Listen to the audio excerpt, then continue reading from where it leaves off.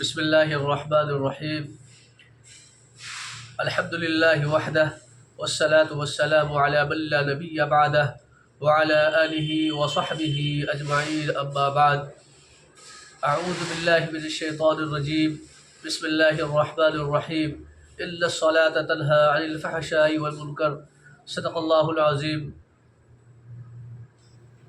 نماز کے تعلق سے کچھ بات ذہن میں رکھیں، وہ یہ کہ سب سے پہلے تکبیر تحریمہ جو نماز میں کہی جاتی ہے تو اس میں لفظ اللہ اکبر کا تلفظ ضروری ہے، فرض ہے۔ اگر کوئی افراد لفظ اللہ اکبر کا تلفظ نہیں کرتا ہے،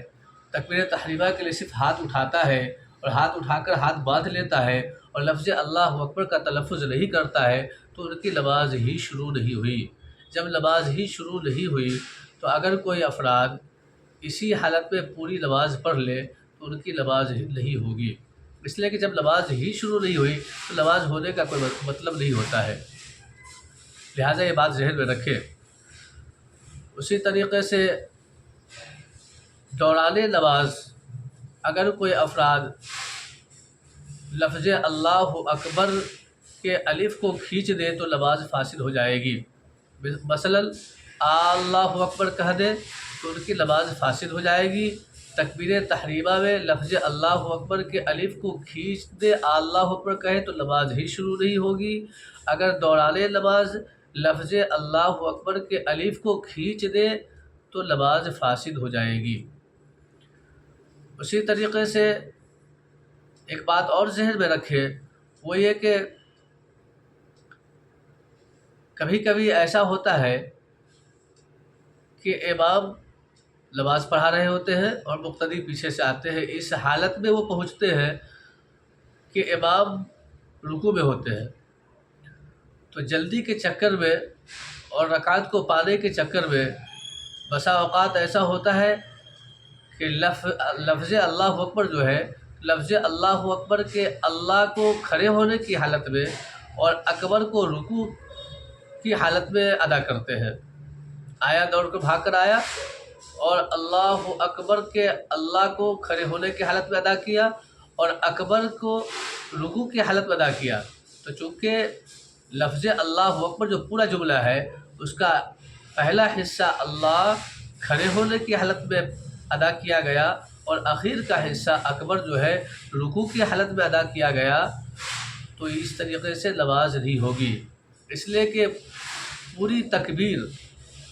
اللہ اکبر جو ہے پورا، یہ پورا کھڑے ہونے کی حالت میں کہنا ضروری ہے۔ تکبیر تحریمہ جو ہے کھڑے ہونے کی حالت میں ضروری ہے۔ اگر کوئی اس طریقے سے ادا کرتا ہے آدھا رکوع میں اور آدھا جو ہے کھڑے ہونے کی حالت میں تو نماز نہیں ہوگی۔ اسی طریقے سے کبھی کبھی ایسا ہوا تکبیر تحریمہ کے لیے امام صاحب کی موجودگی میں نماز پڑھ رہے ہیں، وہ شروع سے امام صاحب کے ساتھ ہے مقتدی، امام صاحب نے کہا اللہ اکبر، تو امام صاحب کے اللہ اکبر کے پورے الفاظ ختم ہونے سے پہلے پہلے مقتدی کے الفاظ ختم ہو گئے۔ مثلا امام نے کہا اللہ اک کہا اور مقتدی کا ختم ہو گیا اللہ اکبر، نماز نہیں ہوگی، اقتدا نہیں پائی گئی امام کی اقتدا نہیں پائی گئی۔ امام کی نماز شروع ہونے سے پہلے پہلے ان کی تکبیر ختم ہو گئی، اور نماز شروع کب ہوتی ہے؟ جب تکبیر تحریمہ کہی جائے گی تب نماز شروع ہوگی، اور امام صاحب کی تو تکبیر تحریمہ ہوئی نہیں ابھی، انہوں نے تو لفظ اللہ اک کہا ہے اور مقتدی نے اللہ اکبر کہہ دیا تکبیر تحریمہ میں، تو ان کی نماز شروع ہی نہیں ہوئی، اس لیے کہ امام کی اقتدا نہیں پائی گئی۔ لہٰذا جلد بازی میں امام سے آگے نہیں بڑھنی چاہیے، بلکہ جب امام صاحب کے بہتر تو طریقہ یہ ہے کہ امام صاحب کے اللہ اکبر تکبیر تحریمہ کا جو اللہ اکبر ہے اس کے ساتھ ہی مقتدی کا بھی اللہ اکبر ختم ہو۔ اگر یہ نہیں ہو تو امام صاحب کے لفظ اللہ اکبر کے ختم ہونے کے بعد مقتدی اپنے تکبیر یعنی اللہ اکبر کو ختم کرے۔ اگر امام سے پہلے تکبیر کے الفاظ ختم ہو جاتے ہیں تو ان کی نماز نہیں ہوگی۔ یہ تکبیر تحریمہ کی بات ہے صرف۔ اسی طریقے سے کھڑے ہونے کی بات کو بھی ذہن میں رکھیں کہ کبھی کبھی ایسا بھی ہوتا ہے کہ کچھ افراد جو کھڑے ہوتے ہیں ایک پاؤں پر وزن ڈال دیتے ہیں، بالکل ایک پاؤں پر وزن ڈال دیا اور ایک کو ہلکا چھوڑ دیا۔ اگر کوئی افراد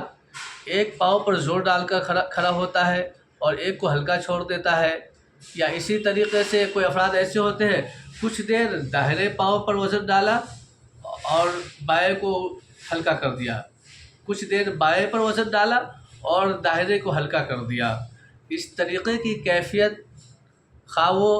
ایک پاؤں پر وزن مستقل ڈال کر کھڑا رہے یا یہ کہ ایک پاؤں پر وزن کچھ دیر ڈالے اور پھر دوسرے پاؤں پر وزن کچھ دیر ڈالے بغیر کسی عذر کے، اگر کوئی افراد ایسا کرتا ہے تو یہ ان کا فعل مکروہ سمجھا جائے گا، یہ مکروہ ہے، لہٰذا ایسی حرکت نماز کے اندر نہیں کرنی چاہیے۔ اب